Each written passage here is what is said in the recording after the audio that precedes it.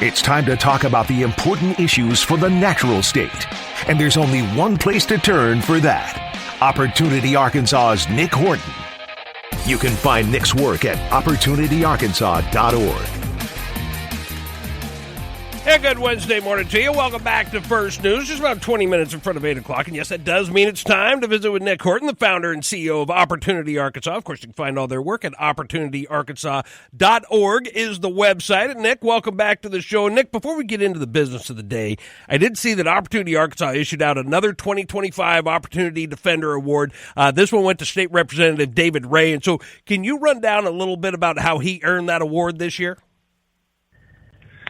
Yeah, absolutely. And I mean, earned is the right way to think of it. We don't give out participation trophies at Opportunity Arkansas. Very good. We try to recognize folks who do really good work and are advancing issues that are important to us and issues that I believe, by extension, are important to the people of Arkansas.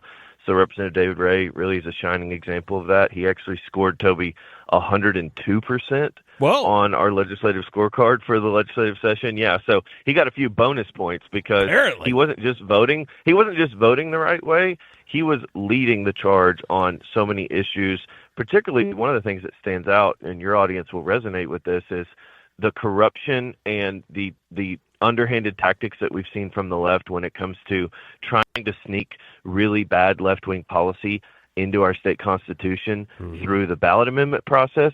Representative Ray was a leader in cleaning up that process. Most significantly, the thing I would really want to highlight is he ran a piece of legislation that is now state law that says if one of these left-wing ballot amendments, or any ballot amendment for what it's worth, gets on the ballot, voters will have, right underneath the title of what they're being asked to approve, they will have the fiscal cost of that proposal printed in front of them. So they will know, yeah, this is a education rights amendment, let's just say, hypothetically, but it's going to cost at least $1 billion of new taxpayer costs, and voters are going to now have that information in front of them when they're asked to make that decision. Yeah, that's very super important. It's kind of like David Ray had a 4.5 GPA over the 4.0. So well, a lot of people have asked, how can you get more than 100%? Like, well, you vote the right way consistently, but then you also lead on big issues. Right. And so that's a little bit of a change for us. Our first scorecard that we released in 2023, we didn't do it that way. But this year we realized, hey, a lot of people have carried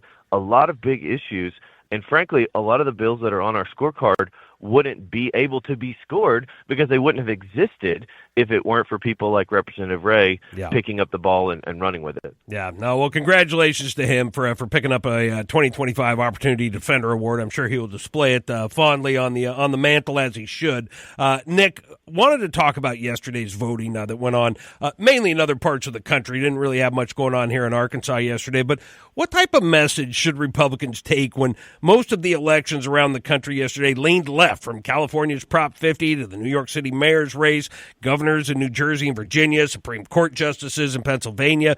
What should Republicans take from that happening in those places, especially as we move towards the next round of elections?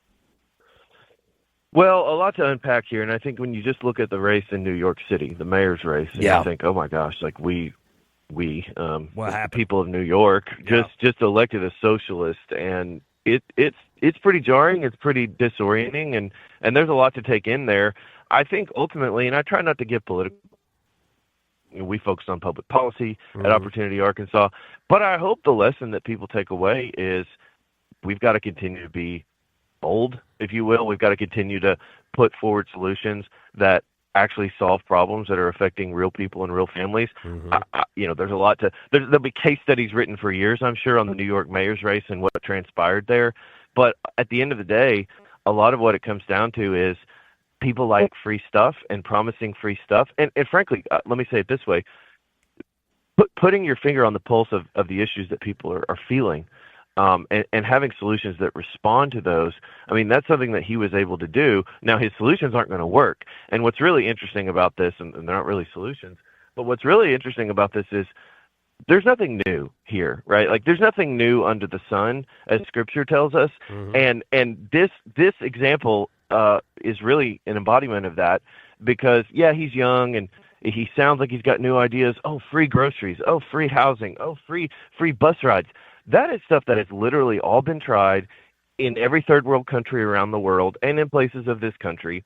It has never worked, and we know exactly what's going to happen. People are going to flee the city. Wealth is going to flee the city. He's going to raise taxes on all the 1% and all the rich people that are so evil and corrupt. And guess what? It's not going to work. And so I think my big takeaway is this is nothing new.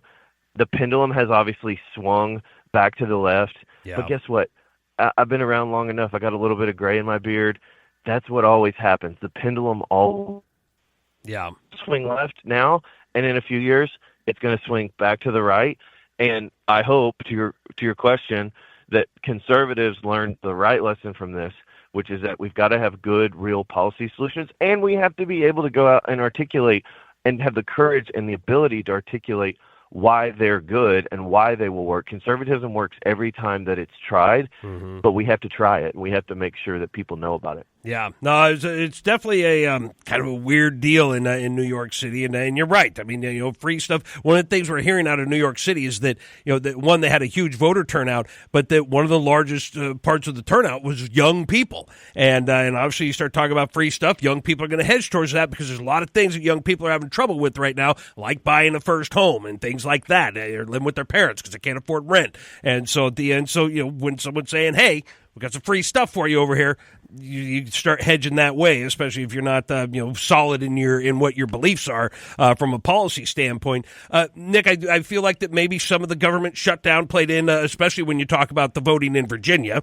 And so maybe a lot of votes against Trump as opposed to for Democrats. But the government shutdown, it did put a big spotlight on these SNAP benefits and food stamps. And were you blown away by the number of people that receive SNAP? I think we've seen reported around 42 million people here in the United States, and of course there's a number in there that really do need the help. It's probably not 42 million people, but and so were you surprised at how big that number is for our country at 42 million?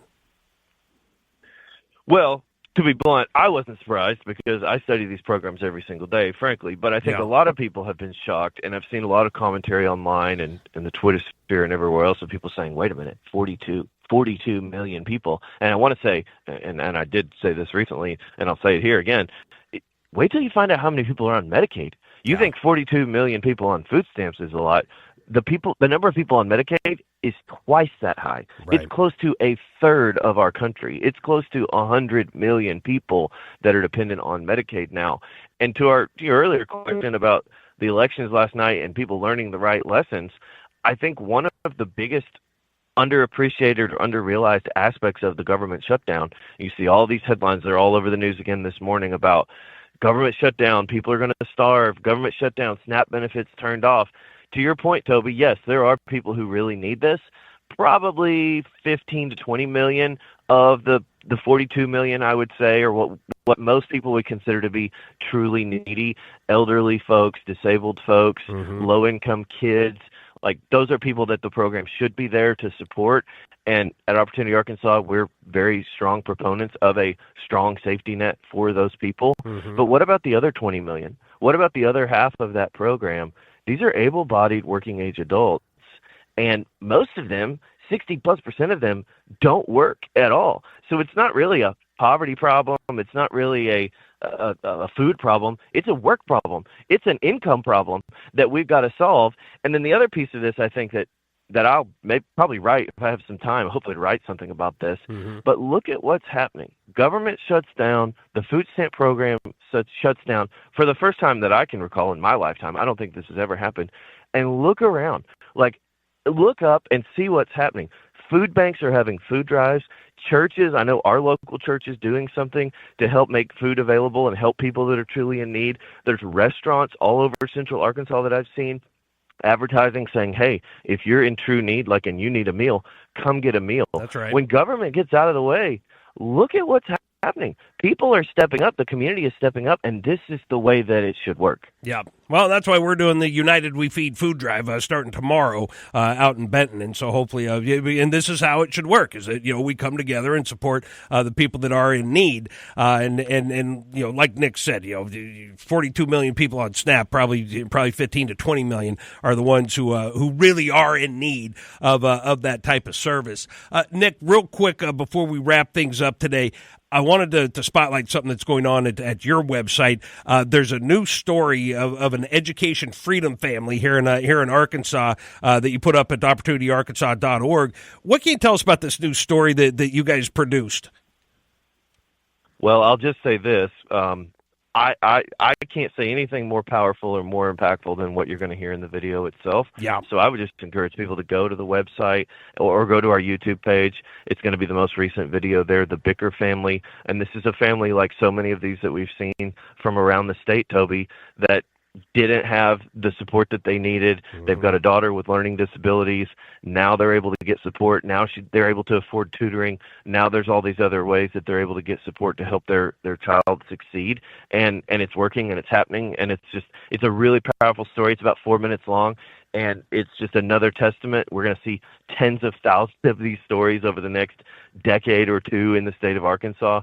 But it's really a testament to the power of education freedom and the story that's really just beginning there. Yeah, no, it's really good. So I definitely recommend everyone to go see it at opportunityarkansas.org. That is the website, so you'll be able to see it there on the front page. Click through and give it a watch. But Nick, always appreciate you stopping by, and of course we'll do it again next week. But make sure to check out the website, opportunityarkansas.org. They've also got the YouTube channel. They've also got Facebook, all the social media, so you can find all the information about Opportunity Arkansas there. But Nick, always appreciate it, and we'll do it again next week. All right. Can't wait. Thank you, sir.